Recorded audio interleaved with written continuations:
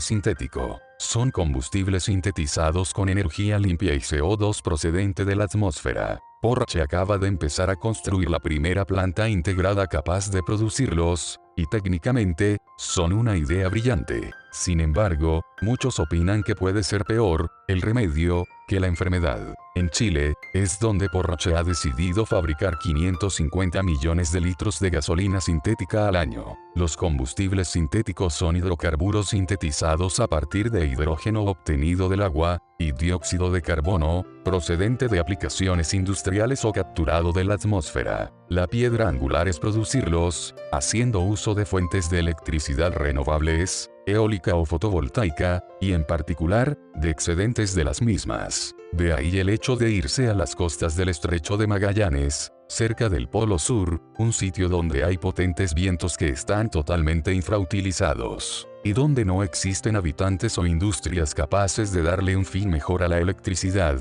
eventualmente producida. Al consumir CO2 durante su elaboración, esto es una forma de descarbonización, y se les puede considerar una especie de sucesores de los biocombustibles de primera y segunda generación, los elaborados con granos como el maíz o desechos vegetales, ya que en su elaboración no interviene ninguna entidad biológica, y, al igual que ocurre con el lubricante sintético, estos están naturalmente desprovistos de los residuos o impurezas asociados a los combustibles de origen fósil. Tienen el potencial para ser la mejor y más pura gasolina del mundo porque, en gran medida, están fabricados a medida para hacerlos.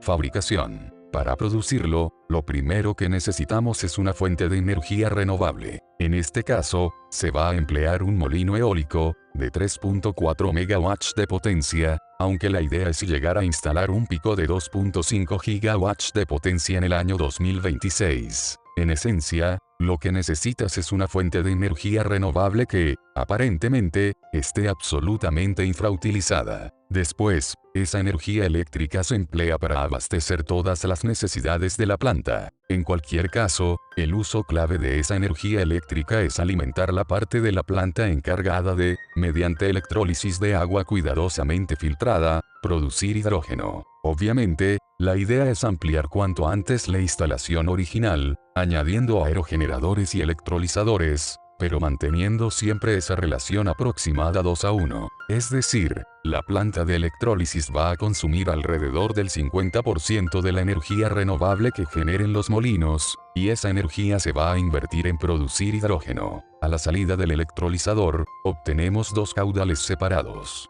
Por un lado, tenemos agua pura con una buena cantidad de oxígeno disuelto, y por otro lado, tenemos hidrógeno verde. Ahora, podríamos convertir ese hidrógeno en un producto más transportable, pero no estaríamos cumpliendo ninguno de los dos objetivos, no estarían retirando CO2 de la atmósfera ni estarían produciendo con una sustancia capaz de alimentar un motor de combustión interna. El siguiente paso consiste en secuestrar CO2 de la atmósfera. Aproximadamente el 0.3% del aire que respiramos es CO2, y la idea de todos estos esfuerzos es evitar que esa cifra llegue al 0,4% y combatir así el efecto invernadero. La única forma rentable de extraer CO2 de la atmósfera es utilizar sustancias en las que se disuelva muy bien, como por ejemplo, soluciones alcalinas. De manera que montamos una torre de absorción por la que se hace pasar el aire, y el compuesto elegido funciona como una especie de esponja de dióxido de carbono.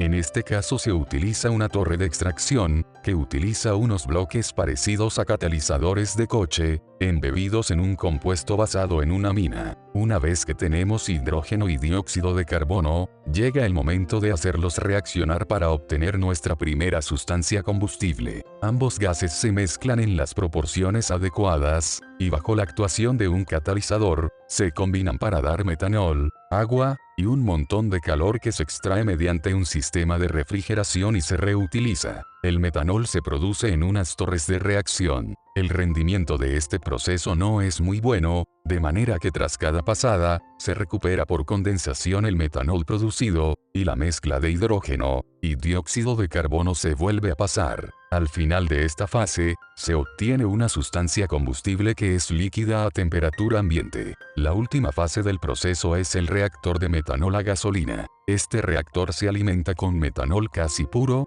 que progresivamente se va convirtiendo en compuestos orgánicos con mayor número de carbonos, hasta llegar a cadenas de aproximadamente 11 carbonos, que es una composición muy parecida a la gasolina natural. Esta gasolina sintética no tiene exactamente las propiedades de la gasolina natural, y aunque debería funcionar sin problemas, es uno de los aspectos que Porsche quiere comprobar, si da problemas a corto, medio y largo plazo. Es decir, si se puede homologar para utilizarla en algunos o todos sus coches ya vendidos, o si tiene que introducir modificaciones para hacer que sus futuros modelos sean compatibles con este tipo de combustibles sintéticos. Envasado. El paso final es envasar la gasolina producida en depósitos de 30.000 litros y llevarla en barco hasta Europa, donde puede empezar a ser consumida. Esta gasolina es relativamente neutra en carbono, ya que se ha producido secuestrando de la atmósfera aproximadamente el mismo CO2 que va a liberar durante su combustión. Es cierto que el CO2 no se libera exactamente donde se secuestró, pero eso no es un problema en términos medioambientales. El CO2 es un gas que contribuye al efecto invernadero, pero, a diferencia de compuestos tóxicos como el monóxido de carbono o los óxidos de nitrógeno, no afecta a la calidad local del aire. Por supuesto, la neutralidad total es imposible. El mero hecho de llevar esta gasolina desde Chile hasta Europa en un barco mercante no puede considerarse un proceso especialmente limpio.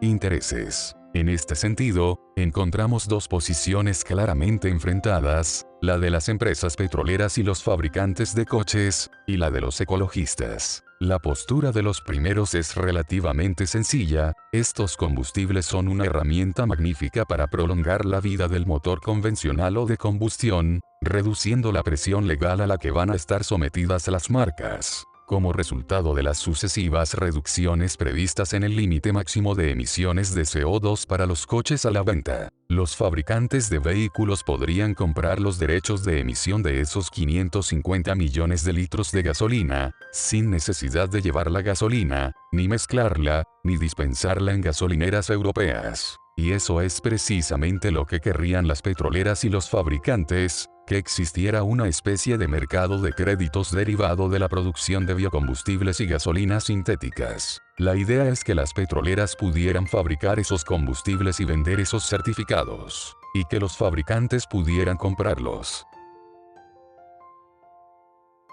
Postura. Por su parte, la postura ecologista es muy sencilla. Afirman que son un invento magnífico, que debe destinarse a proporcionar una solución a aquellos sectores que no se puedan descarbonizar de ningún otro modo. Por ejemplo, actualmente no existe ninguna alternativa viable para electrificar el sector de la aviación. Los aviones utilizan combustibles líquidos, y van a seguir utilizándolos durante mucho más tiempo. Y no se trata de una decisión, sino de una limitación tecnológica. Tampoco es posible electrificar la maquinaria y vehículos industriales que trabajan en ubicaciones remotas, en las que no se tiene un acceso fácil a la electricidad. Gracias por ver este video, y por apoyar al canal con tu suscripción. Indícanos si te gustó, con un me gusta. Cualquier comentario o sugerencia es bienvenida. Hasta un próximo video.